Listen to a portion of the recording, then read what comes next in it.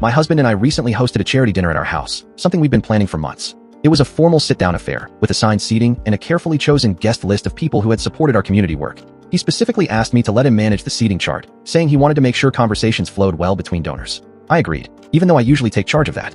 The night of the event, I walked into the dining room to find that he'd rearranged everything.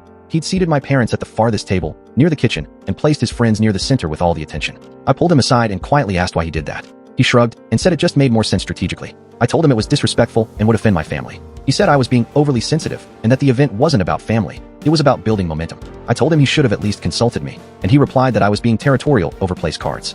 I felt humiliated. I spent the rest of the dinner forcing smiles, but inside I was furious. That night, I told him I felt sidelined and disrespected in my own home. He said I needed to grow up and stop making everything personal. I packed a bag and left to stay with my sister. His brother called me later, saying I embarrassed him by walking out. I still think I had a right to be upset, but maybe I should have handled it differently. Did I let pride get in the way, or did he really